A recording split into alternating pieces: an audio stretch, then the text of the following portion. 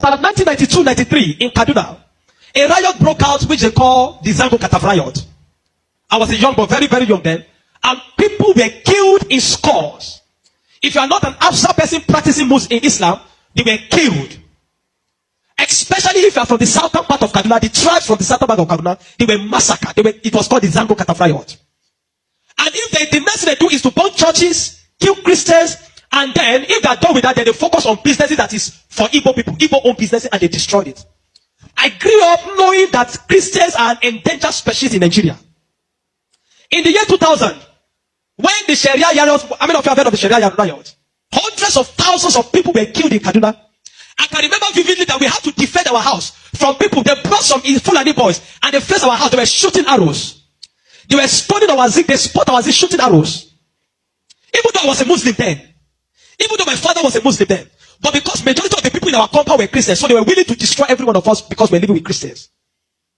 I can remember a particular church in Mando, for those that know Mando, in Kaduna, called Chapel of Redemption. That church was destroyed. And so from that time, anytime there's a little hanky-panky in Nigeria, the first target is churches and Christians. And this has prevailed for a long time. That even if there's a problem with in another country, the Muslim and the Hausas in Nigeria will rise up and begin to kill Christians. How many of you remember the misword crisis in 2002, 2001, 2002? That somebody threw a picture of Muhammad or something in France. Long away in France. And they began to fight in Nigeria. Are you following me? Christians are endangered species. Now let me give you, and that's how it has continued. Scores have been killed, and they focus on regions where there is a mixture of both Christianity and Islam. If you look at states like Kaduna, states like Plateau State, states like Nasarawa, states like Taraba, states like Benue, states like Bauchi, states like Gombe, states like Borno. These are places where they focus on because they intend to eliminate every living Christian in that place. Anybody that deported is a total lie because I have grown and lived in the north. I've spent 80 to 80% of my life in the north, so I understand this thing. Several times, I cannot forget the Sharia riot. We were running for our lives. Even though we were Muslims, but we're still running because as far as you are not of the ethnic group, practicing what they practice, you are a victim. You can be burnt alive. Many of us saw human beings that were burnt alive, like roasted like yam. And it has been going on for a long time. The genocide against the Christian faith. Are you with me? Many years ago, in Kano State, a man was beheaded. And anything they talk about that he said blasphemy. And guess who was the person that led it? The man called Sanusi Lamido Sanusi was the one that led him up. And they beheaded him. They killed the Igbo man. They killed him and they put his head on the stake and they were using it to parade the city. You understand of a woman also that is an evangelist. An evangelist Eunice that was preaching about 2016 or 18 in Abuja. And they killed her. We cannot talk about a young girl called Deborah Samuel that was killed. I schooled in Jos, and for years, the people of Plateau have been massacred. Riot breaking out every single time. The one that the moment anything happens, the next people that are victims are Christians. And it's unfortunate that all these years, the government have not been able to do anything about it. But the agenda is deep. Are you with me this morning? Why am I saying? Because I don't want us to be an ignorant people. If we're ignorant people, they'll control the narrative. And this is, let me tell you this truth. God will not come and fight for you. Remove that thing from your mind. If Christians don't rise up, pray from now till tomorrow. God is not coming to fight for you. Are you with me? Now, in the year 2009, Boko Haram started. Boko Haram started because of a section. It was a political movement. They created Boko Haram as a political talks to bring confusion into the government of Goodluck Jonathan. And to be able to, destroy any opposition, starting from Borno State, under the watch of a man called Kashim Shettima, which is now the vice president of Nigeria. Kashim Shettima and the other man, Ali Mohammed Sharif. These were the people that started the business of Boko Haram as a political talks to be able to oppose their opponents. But after a time, the ideology grew and they began to destroy. Now, it became a problem and they began to use it to destroy bombing here and there. In 2009, 2010. As of 2010, a man led a meeting in Jos. Are you with me? He led a meeting that they were going to annihilate Christians within the locality of Plateau, Borno, Plateau, Bauchi, Kaduna, and Nasarawa. And he said they are going to perform jihad. They will bring jihad and they will go to kill them. If the Islamic leaders are not willing to lead them, he is ready to lead the movement. I have the minute of that meeting in my phone presently. Guess who is that person? Issa Pantami, that was the former minister of communication under Buhari's regime. And several times, these are people that are terrorist sympathizers. And that is why the Nigerian army has not been able to win the war against the terrorism. Because the terrorists have infiltrated the Nigerian ranks, the army ranks, so they cannot win the war. That said, Osama bin Laden was a better Muslim than he is. He was sad when Osama bin Laden was killed. And he has said it several times that Boko Haram should not be killed. He said they are their Muslim brothers. How do you win a war against terrorism when there are people high in government that are sympathizers to terrorism? How do you win that war? Now, there are 4 categories of insecurity or people that are causing insecurity. Number 1, you have Boko Haram. Number 2, you have bandits. Number 3, you have fulani herdsmen. Now I'm going to show you how they are connected. Many people don't know. The Boko Haram and the fulani herdsmen have one mission. The mission is simple: Islamize Nigeria. Come to a territory that are Christian dominated, kill everybody there, occupy their land. Go to Benue, look for a community, kill them there, occupy their land. That's always me. Boko Haram and the fulani herdsmen. Have you noticed that fulani herdsmen they don't kidnap, they kill? There's hardly a place you hear that fulani herdsmen capture that they say these are fulani herdsmen. No, when they go, they kill. How do they kill? They kill with guns. You must now ask yourself, how does a fulani man get AK-47? Do you know the cost of one AK-47? One AK-47 is over $1,000 something. Where will a fulani man be able to get one AK-47? Are you with me? And now, so you will know that there are people that are sponsoring this movement. Then the Boko Haram and the Fulani, they go about Christian-dominated areas. You will understand that when this terrorism started in Nigeria, that only people that were killed were Christian churches. You will not hear that they kill anyone. It is Christians and churches. I remember in Kaduna then that churches began to look for security men to guide their churches in every service day. Otherwise, you can be in church and the next is boom, everybody dies. And churches that don't have money to hire soldiers began to use some of their members. I was a member of the security team in my church in Deeper Life in Kaduna in 2010. Because we don't stay in the church. Once I come to the church in the morning, we stay outside, moving around patrolling, because anybody can come and drop anything. So when Boko Haram started, the majority of Muslims, the Hausa, Northern Muslims, they were happy. I know people that were celebrating it. If you see them crying today, I'll tell you why. At the initial beginning of this thing, they were happy celebrating the killings of Christians. They said they are purging Nigeria of army. It was majorly on Christians and Christian-dominated areas. But when it comes to 2014, the man Buhari and APC that wanted to overthrow the government of Jonathan, by all means, decided to employ mercenaries from Niger, from Chad, from all those Fulani, from other African nations where they're Fulani, and they brought them into Nigeria. What was the goal? The goal was that if Jonathan does not concede defeat in the election, they were going to rain hell on Nigeria. So they brought in these mercenaries, and they equipped them with rifles, the Aerofiles, the Buharis. Are you with me? The Aerofiles, the Buharis. Every one of these people called APC, they brought in mercenaries and armed them in the bushes and told them to wait. The moment Jonathan did not concede defeat in the election, they were going to start. But unfortunately for them, Goodluck knew of the assignment. He got intel about it, and because the man said his ambition does not worth the blood of millions. So the man conceded defeat and left. And so they declared APC winner. Now, you have already brought people from different parts to come and fight. But what they wanted to come and fight from did not achieve anymore. So now they left those people in the bush. They left them with guns and ammunition in the bush. And when Buhari became the president, he abandoned them. Instead of them to settle them and let them go back, they abandoned them. And the people saw Nigeria as a place that is good. And the people decided to remain in Nigeria. Those are the people that started bandits. Before, we don't have anything like bandits. Banditry started under the watch of APC, under Buhari, because they were the ones that brought them in. Kidnapping, because they needed to survive. So they started by kidnapping.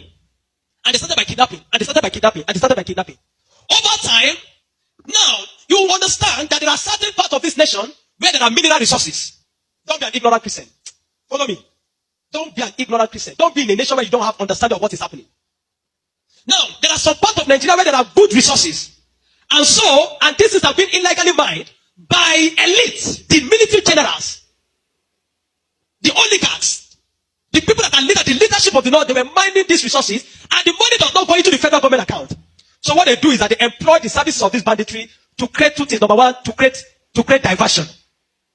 So when you go to Zamfara, that's why you hear that they say there is killing in Zamfara now. It's because of the Ilema gold mine. There is gold in Zamfara that they are mining. And so these bandits that are already in the bush, some people collaborate with them, partnered with them, and told them to keep creating confusion, create chaos. When you keep creating chaos, the Nigerian state and the people of Nigeria will not be able to focus on the illegal mining. They'll be concerned about the insecurity. So the insecurity is created as a means of diversion in the north. Are you following me? It is created as a means of diverting the attention of the military and the Nigerian populace from being able to focus on the illegal mining of resources. And any part of the north where there is resource, you find out that insecurity there. Recently, it has started in Kwara because there's a great amount of lithium in Kwara too that they have discovered and they're mining. So they partner with the Chinese because the people that does this illegal mining are the Chinese. They partner with the Chinese to be able to. So the bandits became the security men of Chinese and other people to protect them. So that while they're mining, they can begin to cause chaos. Because while the people are mining and they are causing chaos, nobody will be able to focus on what the Chinese are doing and those people illegal mining. Every single day to this moment, I'm telling you, they are mining in those places. And they will take it to an airfield in the bush and fly it out of Nigeria. They are making billions of dollars from it every day while people are being killed. That is why you now hear that Muslims are saying that they are killing Muslims too. What you have, it is what Buhari created. The APC-led administration created. The banditry they created is what is affecting the North now. Because the people they brought to come and kill Nigeria in 2015 did not succeed because good Lord relinquished power to them. And now the people have become thugs. They have become tools to be used in the hand of men that are using them to secure their illegal gold mines.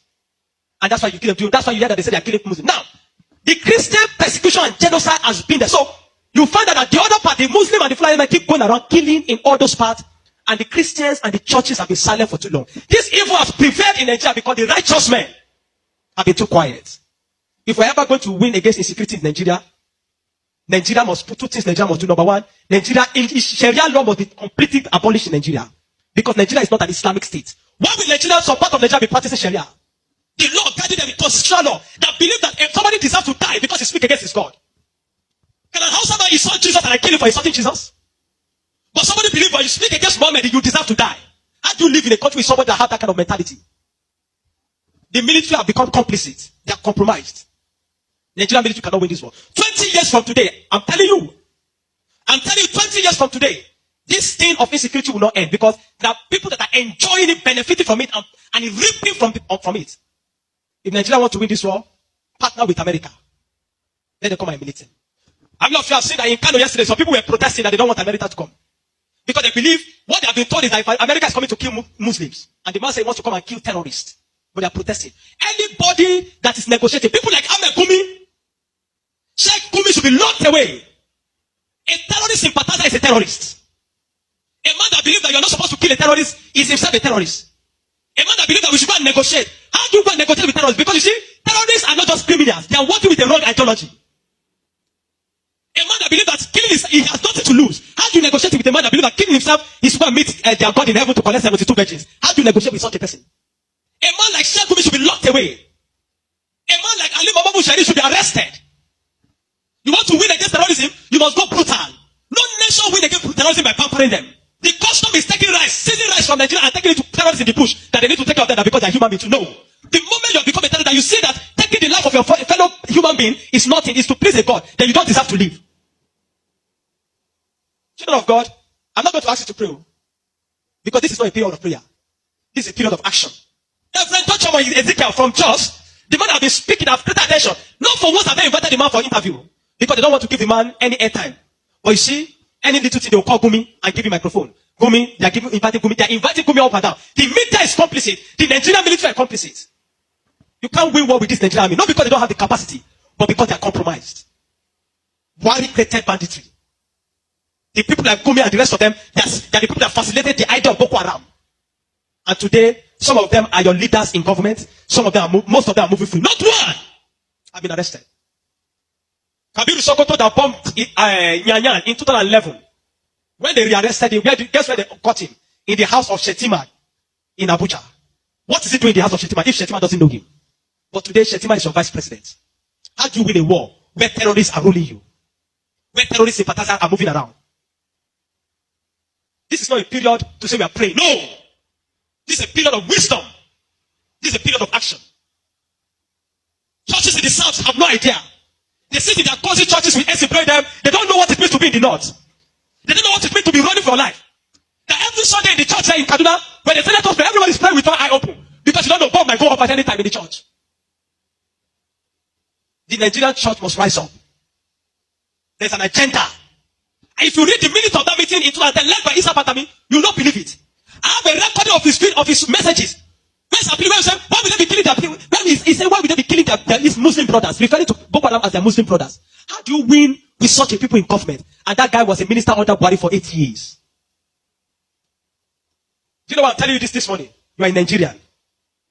If you are not aware of what is happening around you, in a short time, one day your calamity will just come. You will not know how. Are you with me? The banditry that is destroying them in the north was created by the people Buhari brought for mercenaries to destroy Nigeria in 2015 in case he did not win. Unfortunately, he won, and those people were left without fight. And they began to use the weapons they have been provided for. These guys have sophisticated weapon. They move logistics, move money in dollars. Where do you think they're getting it from? You think it's from the sale of cow? No.